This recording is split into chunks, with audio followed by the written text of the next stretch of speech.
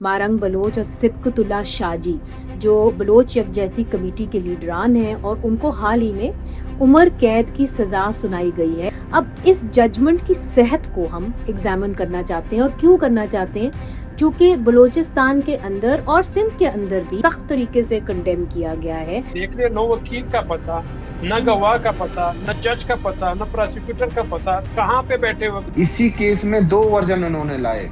File में यही है कि FIR है 29/7/2024 का, कि शबीर को 29/7/2024 को अलग किया गया है। फिर सब्सिक्वेंटली एक और एप्लीकेशन जो कंप्लेनेंट ने उन्होंने दी कि नहीं, ये 27/7/2024 को अलग हुआ, और नोमान ने बड़ा पत्थर इसके सर पे मारा, उसी पत्थर से अलग हुआ। कि नुमान नामी शख्स जो है, उसी ने शबीर अहमद को जो है मार डाला, मगर हैरत अंगेज बात यह है कि उनको रिहा कर दिया जाता है। नोमान का एक बहुत लंबा स्टोरी है। नोमान मिसिंग पर्सन था। नोमान को इसी केस में फिट किया गया। इनको बाद में पता चला कि जब नोमान को जो हमने फिट किया, हमने पूरा केस ही खत्म कर दिया। तो वो इश्तियाल अंगेज तकरीर बताई गई कि क्या थी, उनके क्या अल्फाज थे। न वो उसकी तकरीर की ट्रांसक्रिप्ट है और न उसको एविडेंस का हिस्सा बनाया गया। वो सैकड़ों लोग ने मुझे बता दे कि शबीर के इंसिडेंट के हवाले से किसी जगह पे कोई प्राइवेट गवाह लिया गया है। उन्होंने शबीर का केस भी खराब कर दिया। उन्होंने नोमान को भी इस FIR में डाला। उन्होंने पूरा केस ही खत्म कर डाला। जजमेंट है वो सस्टेनेबल नहीं है। ये जजमेंट में कोई एक भी पॉइंट नहीं है तो ये अपील हो सके।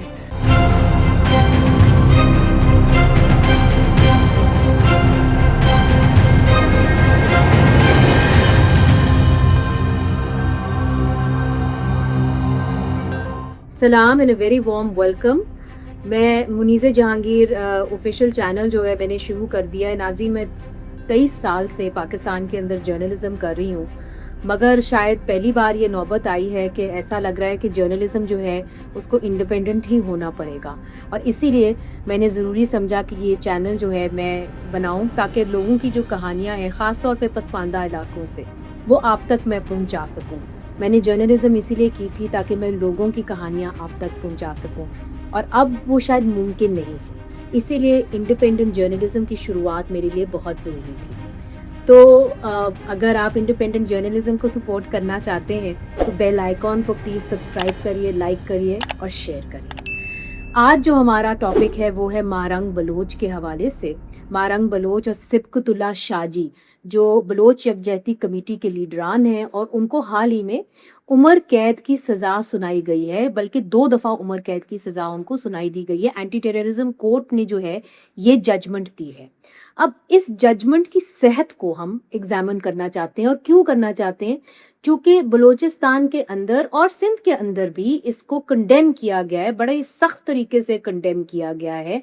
और जो ताजिर बरादरी है बलूचिस्तान की, उन्होंने पिछले बुध को तो पूरी मुकम्मल हड़ताल कर दी थी पूरे बलूचिस्तान के अंदर। और अगर मैं आपको बताऊं कि ताजिर बरादरी बड़ी मुश्किलों से हड़ताल करती है, मगर उन्होंने Baloch Yakjehti committee, Balochistan national party और पश्तून तहफ़्फ़ुज़ मूवमेंट की कॉल के ऊपर ये मुकम्मल जो है हड़ताल की। और इसके अंदर जो बेशतर शहर थे वो बिल्कुल बंद कर दिए गए थे, चाहे वो तुर्बत हो, ग्वादर हो, खुजदार हो, मस्तुंग हो, नौशकी हो, खरान हो, कलात हो, पंजगूर हो। 70% दुकानें, कम अज कम 70% दुकानें जो थी वो बंद थी। अब इसके अंदर जो बलूचिस्तान बार काउंसिल है उनका क्या मौकफ रहा है, उन्होंने ये कहा है कि जी Balochistan bar council, vice chairman Balochistan bar council doctor Marang Baloch और सिबकतुल्ला शाजी को दी जाने वाली सजा की शदीद मुजम्मत करती है, और इसे इंसाफ के बुनियादी असूलों, मुनसिफाना समाअत के हक और आईनी जमानतों के मुनाफी करार देती है। ये उनकी बकायदा प्रेस रिलीज है जो हम आपको दिखा भी रहे हैं। उन्होंने ये भी कहा कि इंसाफ सिर्फ होना नहीं चाहिए बल्कि होता हुआ नजर आना चाहिए, और हम समझते हैं कि इन तमाम वाकयात ने मजमूई तौर पर अवाम के अदालती निज़ाम पर एतमाद को मुतासर किया है और इंसाफ की फरहमी के अमल के बारे में संजीदा सवालात को जन्म दिया है। अब सिंध बार काउंसिल की जो प्रेस रिलीज आई वो अंग्रेजी में थी और बड़ी स्ट्रॉन्ग थी। मैं आपको पढ़ के सुना देती हूँ। We, the undersigned members of the Sindh Bar Council, condemn in the strongest possible terms the reported sentencing of Dr. Marang Baloch to life imprisonment and the indictment of Sibkatullah Shaji. If these actions have emanated from proceedings wanting in independence, fairness, due process and the immutable principles of justice that constitute the bedrock of every civilized legal order. Court devoid of wisdom may pronounce a sentence, a tribunal lacking moral courage may endorse repression, power may for a while prevail over principle, but none of these can erase the eternal distinction between legality and justice. The authority of law does not flow from fear, it flows from fairness. Its sanctity does not arise from coercion, it arises from conscience. And whenever these virtues are sacrificed at the altar of expediency, history records such moments not as triumphs of law, but as its darkest betrayals. बड़ा सख्त मैं आपको बताऊं कि ये मैंने बड़े सारे सिंध बार काउंसिल की प्रेस रिलीजेस पढ़ी हैं, मगर इस तरह की प्रेस रिलीज बहुत कम मैंने देखी है। इसलिए हमने ज़रूरी समझा कि जो इसके अंदर लीगल लकूनाज हैं इस जजमेंट के अंदर अगर हैं, तो उसको हम एग्जामिन करें कि जजमेंट क्या कहती है, उसके खदो खाल क्या हैं, किस बुनियाद के ऊपर महारंग बलोच को उम्र कैद की सज़ा सुनाई गई, और ये जो पूरा केस है जो एक एफसी के सिपाही के इर्द गिर्द घूमता है, उसको किसने मारा और क्या वजह है कि वो शख्स जिसने उस सिपाही शबीर अहमद को कत्ल किया, नुमान नामी शख्स, उसको रिहा क्यों किया गया। ये हमारे आज के सवालात हैं। अगर आप में से कोई महारंग बलोच को नहीं जानता तो मैं आपको बता देती हूँ कि महारंग बलोच जो हैं वो लीडर हैं बलोच शबकैती कमेटी की, और अब उनको फोर्थ स्केड्यूल में भी डाल दिया गया है। फोर्थ स्केड्यूल पाकिस्तान का एंटी टेररिज्म एक्ट के तहत 1997 में उनको अक्टूबर 2024 में डाला गया, और फोर्थ स्केड्यूल का मतलब ये है कि आप एक बैंड शख्स हैं, प्रिस्क्राइब्ड पर्सन है। तो इसके मतलब ये है कि आपके ऊपर रिस्ट्रिक्शंस होंगी, जहाँ तक पासपोर्ट का सवाल है वहाँ पे एक एम्बार्गो होगा, आपके बैंक अकाउंट्स फ्रीज कर दिए जाएंगे, आपके ऊपर पाबंदियाँ होंगी, आपको कोई फाइनेंशियल सपोर्ट नहीं मिलेगी, कोई क्रेडिट नहीं मिलेगा, और आर्म्स का लाइसेंस भी आपको नहीं मिलेगा। अब महारंग बलोच जो थी, उनके जो वालिद थे, उनका नाम था अब्दुल गफ्फार लांगो, और वो एक पॉलिटिकल एक्टिविस्ट थे। उनको 2009 में लापता किया गया, तब महारंग सिर्फ 16 साल की थी, और 2 साल के बाद जो है जुलाई 2011 में उनकी मसक शुदा लाश जो है वो लसबेला के एक इलाके के अंदर पाई गई, और उस लाश के साथ जो जिस कंडीशन में वो पाई गई वो बहुत ही दर्दनाक थी।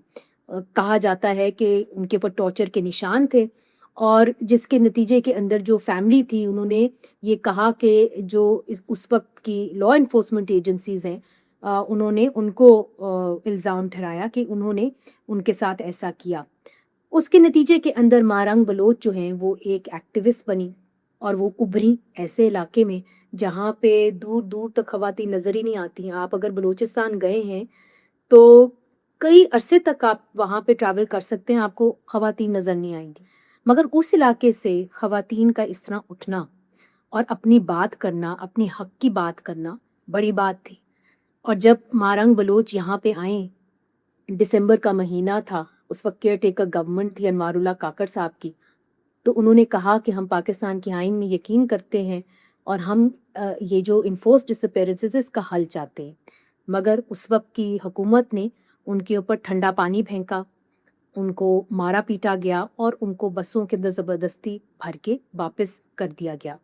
लेके तो वो कुछ नहीं गई इस्लामाबाद से, मगर जब वो बलूचिस्तान गई तो तब तक she had emerged as a powerful leader. लाखों की तादाद में बलोच जो हैं वो उनके मजमे में आए, उनके जो उनको वेलकम बैक करने आए, और उन्होंने कहा कि अब जो महारंग बलोच हैं वो बलूचिस्तान की बेटी हैं और बलूचिस्तान की कॉन्शियंस है। उनके खिलाफ फिर बहुत सारे केसेस हुए, मगर उनको अरेस्ट जब किया गया तो उनको अरेस्ट किया MPO के तहत, मेंटेनेंस ऑफ पब्लिक ऑर्डर। ये अंग्रेज़ों के ज़माने का लाया हुआ है कि अगर आपने कोई एहतजाज करना हो तो पहले ही आपके पर MPO लगा दिया जाता है। तो उनको 22 मार्च 2025 को अरेस्ट किया गया, और उसके बाद बहुत सारे जो केसेस हैं उनके खिलाफ दर्ज किए गए, जिस तरह के writing, sedition law, acts of terrorism, unlawful assembly और दीगर बेशुमार केसेस। अच्छा जी, अगर अब हम महारंग के केस की बात करें जहाँ पे महारंग बलोच को उम्र कैद की सज़ा हुई है, वो जो पूरा केस है क्वेटा की एंटी टेररिज्म कोर्ट में, वो एक फ्रंटियर कोर के शबीर अहमद नामी शख्स के इर्द गिर्द घूमता है, और इस केस के अंदर ये बताया गया है कि जी 29 जुलाई 2024 को जो है फ्रंटियर कोर के जो कुछ ऑफिशियल्स थे वो गश्त कर रहे थे ग्वादर अल जौहर स्कूल के करीब, कि उन्होंने बलोच यकजहती कमेटी का वहां पे एक मजमा देखा और वो कहते हैं कि इलीगल प्रोसेशन वहां पे देखा। और जब वो वहां पे पहुंचे तो मारंग बलोच ने एक इश्तियाल अंगेज तकरीर की और उसके नतीजे के अंदर जो शबीर अहमद हैं उनके ऊपर जो क्राउड है वो बरस पड़ा। उन्होंने कहा कि 40 के करीब कुछ लोग थे और वो बरस पड़े और फिर उन्होंने उनको हलाक कर दिया। अब अहम बात यह है कि जिस शख्स ने हलाक किया उसका नाम है नुमान।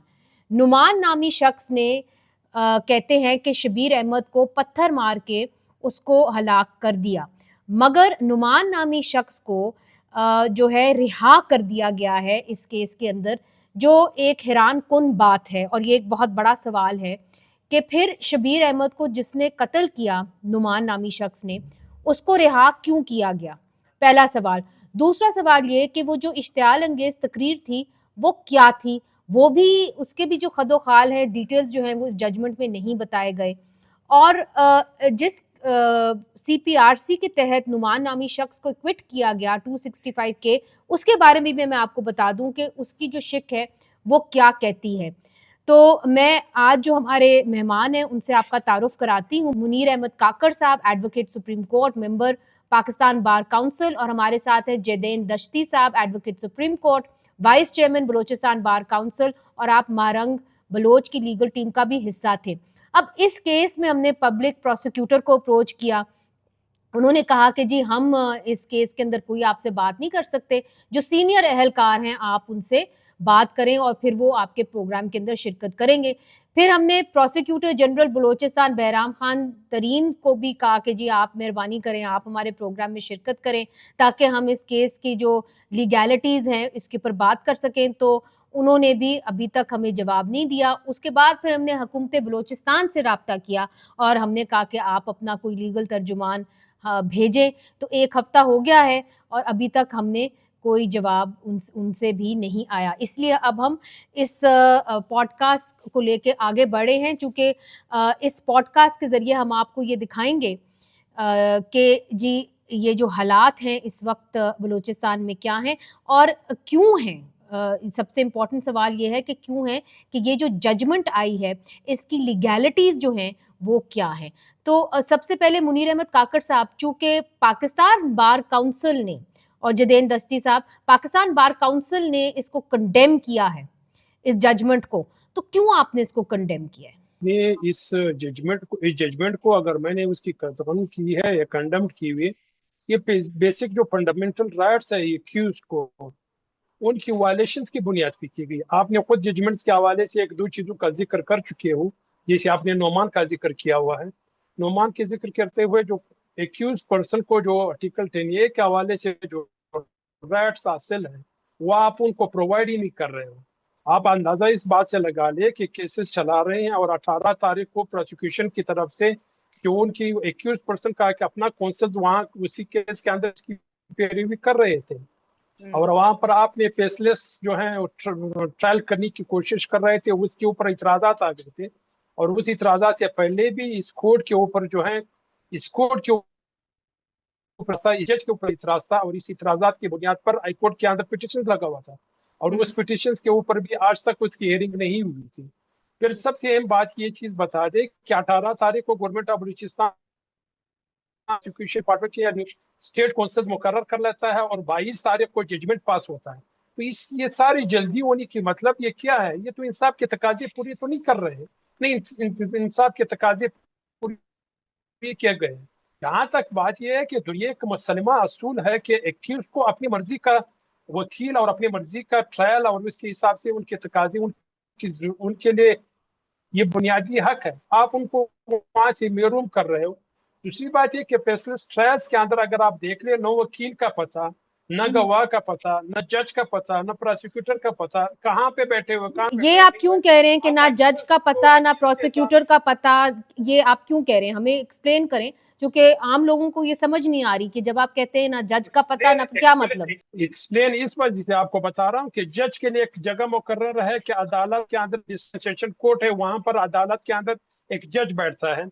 इस केस के अंदर जज वहां पर जो बेसिक जो अदालत का जगह है वहां पर नहीं है, जेल में जाकर के ट्रायल कर रहा था। चलो जेल में वहां पर 21% का आना जाना हमें समझ में आ रहा था, पास्ट में भी ये प्रैक्टिस आ रहा है, प्रैक्टिस हुआ है। ये अभी अगर इन लोगों ने जो एकदम जो है सारी चीजें चेंज करके कि जज कहाँ बैठेगा, प्रोसिक्यूशन की तरफ से वकील कहाँ से पेश होगा, मेरे तरफ से जो वकील की तरफ से वकील पेश होगा कहाँ पे, किसी जगह पे, प्रोसिक्यूशन के लिए एक अलहदा से वहां पर वीडियो लिंक एक टीवी लगा गया था, और जज के लिए एक अलहदा टीवी लगाया गया है, और दूसरी जगह पे एक अलहदा टीवी लगाया गया, न पेज का पता चलता है ना कुछ पता चलता है। तो ये फेयर ट्रायल कहाँ से हुआ? अगर जो इंसादे दहशत गर्दी की जो अदालतों में केसेस चलते हैं, क्या वो इसी तरीके से किए जाते हैं? आम जो केसेस चलते हैं इंसादे दहशत गर्दी की अदालतों में, उनको कैसे किया जाता है? मर्डर रेफरेंसेस हो चाहे आम अदालतों के अंदर, वहां पर एक्यूज्ड भी आते हैं, अदालत के कटहरे में खड़े रहते हैं, और वहां पर गवाह भी होता है, और गवाह और एक्यूज्ड आमने सामने खड़े होते हैं, और एक्यूज्ड के स्टेटमेंट कोर्ट के सामने रिकॉर्ड हो जाता है, एक्यूज्ड के सामने रिकॉर्ड हो जाता है, और वहां पर एक्यूज्ड के वकील होते हैं और प्रोसिक्यूशन का वकील होता है। इन सब की मौजूदगी में सारी चीजें वहां पर रिकॉर्ड होते हैं। यहाँ पर तो इस किस्म का कोई प्रोसीजर फॉलो नहीं किया गया। जादेन दश्ती साहब जो महारंग बलोच की लीगल टीम के अंदर भी थे, वो भी हमें कुछ नुक्ताचीनी करें और बताएं कि इस केस के अंदर जो ये जजमेंट आई है एंटी टेररिज्म कोर्ट की, इसके अंदर लकूनास क्या है। मेरे जो अहम सवाल है आपकी तरफ वो यही है जदेन दश्ती साहब कि देखिए, नुमान नामी शख्स जो है वो कहते हैं कि उसी ने शबीर अहमद जो फ्रंटियर कोर के हैं और उनको जो है मार डाला, और उनके सर के ऊपर वो कहते हैं कि पत्थर मारा, जिसके नतीजे में उनकी डेथ हो गई। मगर हैरत अंगेज बात यह है कि उनको रिहा कर दिया जाता है। यही हैरत अंगेज बात मैं आपसे इसलिए पूछ रही हूँ कि अगर महारंग बलोच को उम्र कैद हुई है इस वजह से कि कोई शबीर अहमद मारा गया और उन्होंने इश्तियाल अंगेज तकरीर की जिसके नतीजे में शबीर अहमद का कत्ल हुआ, तो जिसने कत्ल किया उसको कैसे रिहा कर दिया गया? इसके पीछे क्या लॉजिक है? बहुत शुक्रिया मनीषा। ये जो केस है इनिशियली, अगर केस के हम एफआईआर को तो देखें तो उसमें डांग को तकरीर करने का रोल दिया गया है। अगर जो शबीर अहमद को मारने का रोल है वो 30-40 लोगों को दिया गया। सब्सिक्वेंटली इन्होंने एक और दरखास्त दी, एप्लीकेशन दी, सप्लीमेंट्री स्टेटमेंट दिया कि जो शबीर अहमद मारा गया है, शबीर अहमद हलाक हुआ और नोमान ने हलाक किया है। जब नोमान ने हलाक किया और उन्होंने अपने एप्लीकेशन में कहा कि ये वकुआ 29/7/2024 का नहीं है, ये 27/7/2024 का है। इसी केस में दो वर्जन उन्होंने लाए, एक 29 को उनकी हलाकत का, एक 27 को उनकी हलाकत का। तो यहाँ पर केस दो दफा कैसे ही हलाक हुए? खत्म हो जाता है। तो ये वहां दस्ती साहब, ये 2 दफा कैसे हलाक? फाइल में यही है कि एफआईआर है 29/7/2024 का, कि अच्छा, शबीर को 29/7/2024 को अलग किया गया है। फिर सब्सिक्वेंटली एक और एप्लीकेशन जो कंप्लेनेंट ने उन्होंने दी कि नहीं, ये 27/7/2024 को अलग हुआ और नोमान ने बड़ा पत्थर इसके सर पे मारा, उसी पत्थर से अलग हुआ। मतलब मेन एक्यूज नोमान हुआ, वो 29 का वकुआ नहीं बल्कि 27 का वकुआ है। जो इन्वेस्टिगेशन ऑफिसर ने जो लाश उठाई है वो लाश भी 27 के डेट में है, रिकॉर्ड में मौजूद है।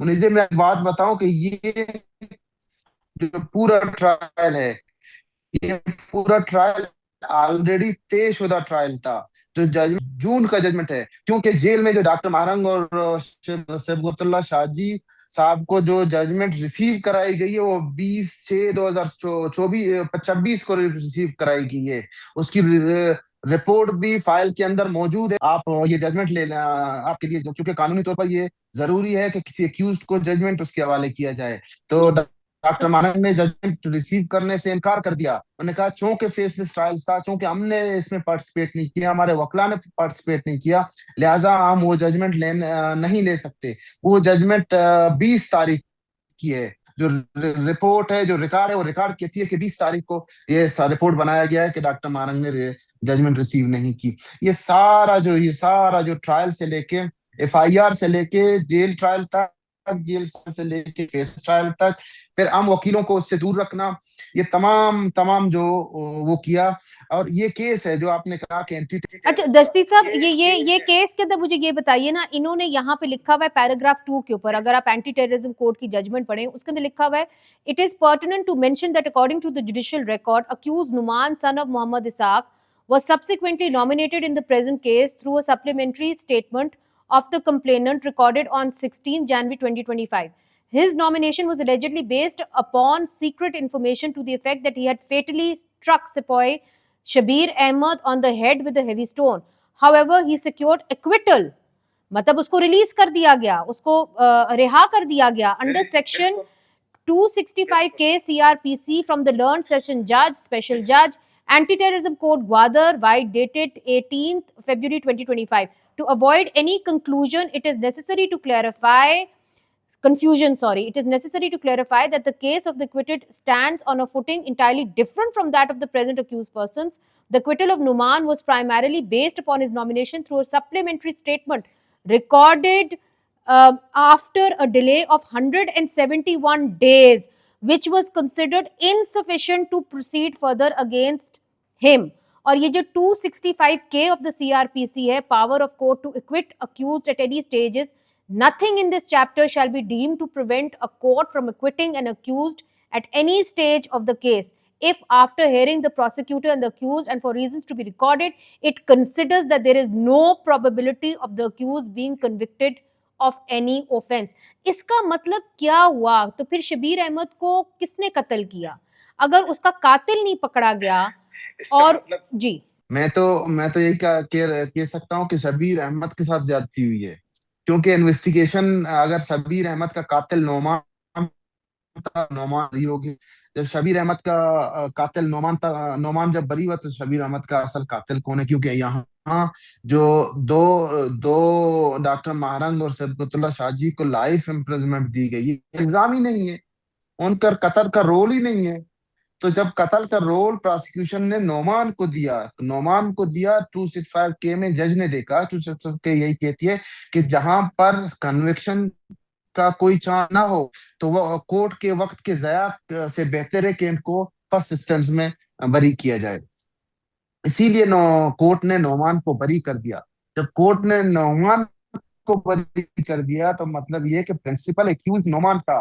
प्रोसिक्यूशन खुद कहती है कि प्रिंसिपल एक्यूज नोमान था। प्रोसिक्यूशन ने एप्लीकेशन खुद लाया है कि प्रिंसिपल एक्यूज नोमान है। तो ये केस 2 वर्जन का केस बन जाता है। एक महारंग और उनके साथियों को 29 तारीख को नॉमिनेट करते हैं, एक 27 तारीख को नोमान को नॉमिनेट करते हैं। इंक्वेस्ट रिपोर्ट जो लाश उठाई गई है वो भी 27 तारीख की है। तो ये तमाम जो केस है, ये अगर कोई क्रिमिनल जुरिस्प्रूडेंस को भी देखे, हमारे जज साहब ने तो क्रिमिनल जुरिस्प्रूडेंस को भी चेंज कर दिया। हमारे जज साहब ने पूरे जुडिशियल सिस्टम को एक्सपोज कर दिया। और हमारे जज साहब ने ना कोई जुडिशियल माइंड अप्लाई किया, ना सुप्रीम कोर्ट, हाई कोर्ट, यहाँ की जो प्रिंसिपल्स सेटल्ड प्रिंसिपल हैं क्रिमिनल जुरिस्प्रूडेंस में, वो ना उनको देखा। उन्होंने कहा चूंकि स्पाई इन्फेशन, तो लिहाजा हम नोमान को ये नहीं मान सकते कि नोमान ने मारा है। चलिए, आप नहीं मान सकते नोमान को ने मारा है, मतलब ये है कि प्रोसिक्यूशन का केस फेल हो गया। प्रोसिक्यूशन का केस जब फेल हो गया तो आपने कैसे उनको लाइफ इम्प्रिजनमेंट दे दी? ये भी बताइए कि लाइफ इम्प्रिजनमेंट दी है और उसके अंदर इश्तियाल अंगेज तकरीर का जो है उन्होंने बताया कि ये जुर्म उन्होंने किया है। तो वो इश्तियाल अंगेज तकरीर बताई गई कि क्या थी, उनके क्या अल्फाज थे? नहीं, कोई फाइल में कुछ भी नहीं है। फाइल में एक लफ्ज नहीं है कि डॉक्टर मारंग ने क्या बोला है, ना उस तकरीर की वीडियो रिकॉर्डिंग है, अच्छा, ना कोई प्राइवेट किसी शख्स का की गवाही है डॉक्टर मारंग ने उस तकरीर में क्या बोला है। मुनीर काकड़ साहब, अगर कोई इश्तियाल अंगेज तकरीर करता है और उसके ऊपर मुकदमा बनता है तो क्या उसको लाइफ सेंटेंस ही, उम्र कैद ही दी जाती है? और अगर उसके ऊपर मुकदमा बनाना है तो उसके तकाजे क्या होने चाहिए? क्या वो तकरीर जो है उसका मतन होना चाहिए प्रोसिक्यूटर के पास? इसमें जो भी अगर आप केस बनाते भी हो, अभी मिसाल के तौर पर डॉक्टर मारंग के हवाले से कहा गया है कि इसने तकरीर उसकी कॉन्सिक्वेंसेज में लोग हैं वहां जा करके वो शब्बीर पे हमला, वो जो डॉक्टर मारंग की जो तकरीर थी उनकी जो, तो वहां पर क्या वो इन्वेस्टिगेशन का हिस्सा बनाया गया था? क्या उनको ट्रांसक्रिप्ट जो है कोर्ट के अंदर पेश किया गया है? लेकिन मेरे ख्याल में जाडिन साहब इस चीज की गवाह थे, लेकिन आज तक पेश नहीं हुआ है। न वो उसकी तकरीर की ट्रांसक्रिप्ट है और न उसको एविडेंस का हिस्सा बनाया गया है, न उसको कोर्ट में पेश किया गया है, न किसी जगह। दूसरी बात यह है, जादेन दश्ती साहब से पूछ लेते हैं। जादेन दश्ती साहब, क्या अदालत में वो तकरीर पेश की गई थी जो नहीं नहीं नहीं, कोई तकरीर नहीं, अच्छा कोई तकरीर नहीं। जी जी मुनीर काकर साहब, ये अच्छा, बात दूसरी बात ये, दूसरी बात ये बता दें कि वो खुद कह रहे हैं कि वहां पर सैकड़ों लोग थे। वो सैकड़ों लोग में मुझे बता दें कि वो शब्बीर के इंसिडेंट के हवाले से किसी जगह पे कोई प्राइवेट गवाह लिया गया है? मुझे ये समझ में नहीं आ रहा कि सारे जो इफ्सी के एम्प्लॉयज ही देखे। दूसरी बात ये कि जजमेंट के अंदर जिस तरीके क्या से मतलब नोमान के हवाले से कोर्ट ने ऑब्जर्व, आप ये आपने अहम नुक्ता उठाया है, इसको थोड़ा सा लोगों को समझने दें इस बात को। आप ये कह रहे हैं कि जो गवाह लाए गए थे वो तमाम सरकारी मुलाजिम थे, उनमें से कोई भी गवाह इंडिपेंडेंट नहीं जी था? इफ्सी के मुलाजिम ही थे, इफ्सी के मुलाजिम है। दूसरी बात ये बता दें कि एक ने नोमान के हवाले से कोर्ट ने ऑब्जर्वेशन दी है कि वो 171 डेज बुनियाद पे नोमान को इक्विट किया गया, जो सबसे पहले सेकंड जो है सप्लीमेंट्री स्टेटमेंट के बुनियाद पे इसी कोर्ट ने, इसी जो प्रोसिक्यूशन ने जो उनको मोरूद इल्जाम ठहरा है कि असल कातिल ये है, उनका जाता है। इसी जजमेंट के अंदर जज साहब जो है फिर इसी एफआईआर का जो पहला एफआईआर है उसकी 7 घंटे की डिले की भी बात कर रहे हैं, और इसमें गवाहों की डिस्क्रिपेंसीज की भी बात करें कि उसके बयान में डिस्क्रिपेंसीज है। लेकिन क्रिमिनल प्रोसीजर कोड के अंदर, क्रिमिनल लॉ के अंदर जो बेनिफिट ऑफ डाउट है वो मुलजिम को दिया जाता है। यहाँ पर इस जजमेंट के अंदर बेनिफिट ऑफ डाउट तो स्टेट को दिया गया है। ये तो वो अच्छा, चीजें हैं कि आप एक तरह से नोमान को आप ये प्रोसिक्यूशन, नोमान को डिले का आप एक बेनिफिट दे रहे हो, लेकिन 7 घंटे की एफआईआर, जो पहला एफआईआर दर्ज होता है वो 7 घंटे की डिले की वजह से होता है। ये तो कॉमन आदमी तो नहीं था ना, कोई अन्य जो बनता, एक पूरी स्टेट की एक मशीनरी, एफसी जो पूरा एक सिस्टम चला आ रहा है, पूरी बलूचिस्तान को इसने कंट्रोल किया, वो 7 घंटे की डिले के एफआईआर कैसे दर्ज होता है? उसके बाद भी अच्छा, सारी चीजें और ठीक है, ठीक है। अच्छा, जादेन दश्ती साहब, ये जो मुनीर काकड़ साहब बात करें, एक और सवाल भी मेरे दिमाग में आता है चूंकि हम जजमेंट पढ़ रहे हैं। तो जजमेंट में ये भी लिखा गया है कि नुमान की स्टेटमेंट जो है वो रिकॉर्ड होती है 16 जून 2025 को, ठीक 6 महीने बाद कि जब ये वाकया पेश आया, जो ये कहते हैं कि 29 जुलाई 2024 को पेश आया ये वाकया। आप कहते हैं कि इन्होंने 29 जुलाई 2024 का नहीं कहा, इन्होंने ये भी कहा था कि 27 जुलाई को भी ये वाकया। तो अभी इसके ऊपर भी क्लैरिटी नहीं है कि ये वाकया क्या 27 जुलाई को पेश आया 2024 को, या 29 जुलाई को पेश आया 2024। ये तो ये ये जरा क्लैरिटी करें कि यही क्या यही बिल्कुल। 6 महीने के बाद स्टेटमेंट हो सकती है? 6 महीने से जाहिर है शायद वो फरार हो, नहीं अक्यूज। नहीं, इन्वेस्टिगेशन कभी क्लोज नहीं होती। इन्वेस्टिगेशन किसी केस में चल रही है। देखिए, आपने बहुत ही इम्पोर्टेंट नुकता बताया कि अगर वाकया कब का है, प्रोसिक्यूशन के मुताबिक वाकया 29 का भी है और 27 का भी है। अब दो, जब एक ही वाकये के दो वर्जन हो, एक ही वाकये के दो बयानियां हो, तो उसमें जो भी बयानिया मुल्जिम को सूट करता है, मुल्जिम के फेवर में है, उस बयानिया को लिया जाता है। तो बयान नोमान का नहीं है, बयान कंप्लेनेंट का है। जो जिस बंदे ने एफआईआर दर्ज कराई है उसी ने दोबारा आके बयान दिया है कि नोमान नामी शख्स है, उसने ये पत्थर मारा है। चूंकि नोमान ऑलरेडी अरेस्टेड था, नोमान का एक बहुत लंबा स्टोरी है। नोमान मिसिंग पर्सन था, नोमान को इसी केस में फिट किया गया। इनको बाद में पता चला कि जब नोमान को जो हमने फिट किया, हमने पूरा केस ही खत्म कर दिया। जब जज ने नोमान को आप पहले ही कहते हैं कि नुमान मिसिंग पहली पर्सन है, हियरिंग में आपके पास पहली कोई हियरिंग में सबूत है इस हवाले से कि नुमान एक मिसिंग पर्सन था? सबूत है, सोशल मीडिया में है। सोशल मीडिया में है, गवादर में धरना हुआ इसके लिए, कितने दिन धरना चला इस बच्चे के लिए। फिर उसके बाद जाके इन्होंने इस केस में फिट कर दिया। फिर इस केस में केस में फिट करने एफआईआर के बाद दर्ज इसको हुई भी ये थी कि कोर्ट से नुमान मिसिंग है? नुमान एफआईआर कौन दर्ज करता है? लोगों ने मिसिंग पर्सन रिपोर्ट थी। जो कहीं लोगों ने रोड ब्लॉक किया, बिल्कुल उन्होंने रोड ब्लॉक किया नोमान की तस्वीर के साथ। नोमान वहां तकरीरी में, वहां सियासी पार्टी बैठे रहे एक हफ्ता, 10 दिन, कितने दिन, बाकायदा तौर पर धरना चला नोमान के अगवा के खिलाफ। अच्छा, तो हाँ, नोमान सनफ इसाक, ये आप देखें, आप चेक करें, अपने टीम को कहें सोशल मीडिया देखे, पुरानी रिकॉर्ड करें। गवादर में एक धरना हुआ है 2024 और 25 के दरमियान, दिसंबर या जनवरी, इस दौरान। तो इसलिए इनको अदालत लाया गया। वो ये सारा गलती पुलिस की थी, प्रोसिक्यूशन की थी, जो उन्होंने शबीर का केस भी खराब कर दिया, उन्होंने नोमान को भी इस FIR में डाला, उन्होंने पूरा केस ही खत्म कर डाला। ठीक है। तो चूंकि डॉक्टर मारा के खिलाफ बाकी तमाम, जी जी अब जदेन दश्ती साहब, क्योंकि आप बलूचिस्तान बार काउंसिल को रिप्रेजेंट कर रहे हैं, ये बताइए कि अब इस केस जी के जी। अंदर वुकला का क्या रद्द अमल होगा? आप क्या इस केस को कैसे देखेंगे? इस केस के ऊपर क्या आप मजीद एहतजाज करेंगे? इस केस के अंदर हम तो अपील फाइल कर रहे हैं।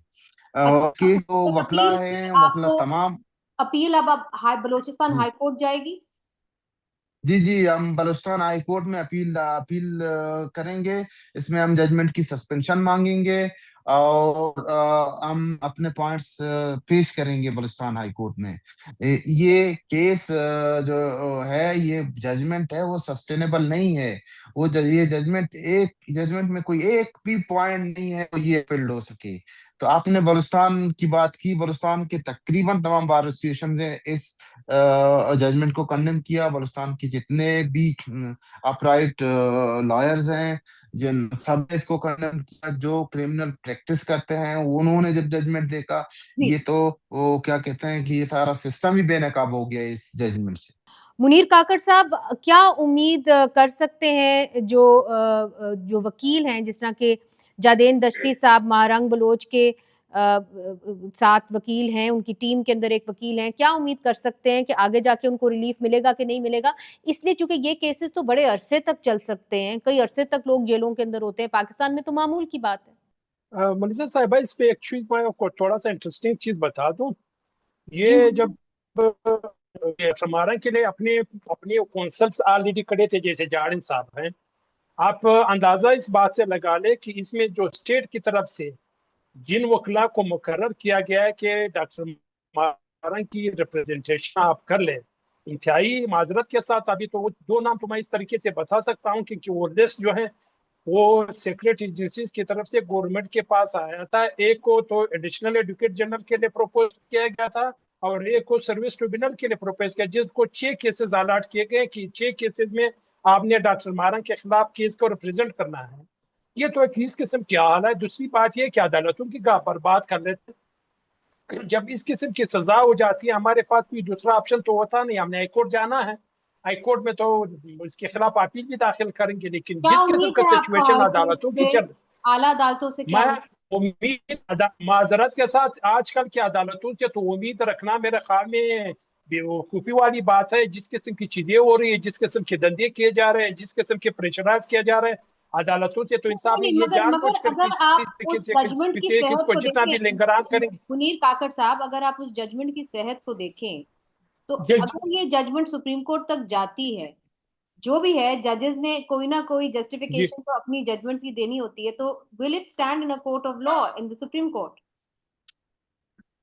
मेरे मेरे ख्याल में अगर इस जजमेंट को जिस तरीके से जारन साहब ने एक्सप्रेस कर लिया, अगर ये हाईकोर्ट की लेवल पे भी चलेबल नहीं है। शर्त यह है कि वहां पर एक इंडिपेंडेंट माइंड के साथ जजेस बैठ करके, ये सस्टेनेबल नहीं है। एवन हाईकोर्ट के लेवल पे भी ये सस्टेनेबल नहीं है। सुप्रीम कोर्ट की बात तो बहुत दूर की बात है। जदेन दश्ती साहब, उम्मीद उम्मीद है, लेकिन यकीन से कुछ है कि जजमेंट रिवर्स हो जाए, लेकिन टाइम का नहीं बता सकते। तो बहरहाल justice delayed is justice denied, और इस केस के अंदर जो है, ये एक हाई प्रोफाइल केस है, पूरा बलूचिस्तान बार काउंसिल्स जो हैं वो इस केस को देख रही हैं। तो आज के लिए इतना ही। बहुत बहुत शुक्रिया मुनीर काकड़ साहब, जदेन दश्ती साहब, थैंक आपने यू। हमें बलोचिस्तान से ज्वाइन किया। मुझे पता है वहाँ पे इंटरनेट जो है वो भी कोई सही तरीके से नहीं चलता, तो बड़ी मुश्किलों से हमने ये प्रोग्राम अरेंज किया। और नाज़रीन, ये प्रोग्राम हम आपके लिए लाना चाह रहे थे, आप समझे कोई 1 हफ्ता पहले, मगर हम वेट कर रहे थे कि गवर्नमेंट की साइड से कोई वकील हमें मिल जाए ताकि हम दोनों तरफ का जो है मौक़िफ़ आपके सामने बयान करें। जजमेंट हमने पढ़ी हुई है, ये जजमेंट हमारे पास है, उसके जो ख़त-ओ-ख़ाल हैं हमने आपको दिखा दिए हैं कि इस जजमेंट के अंदर लकूनास क्या हैं, आगे जाके जजमेंट के अंदर क्या होगा, इस केस के अंदर क्या होगा।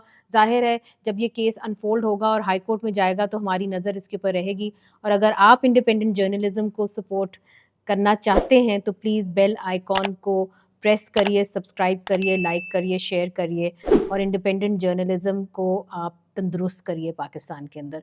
बहुत-बहुत शुक्रिया and thank you for watching.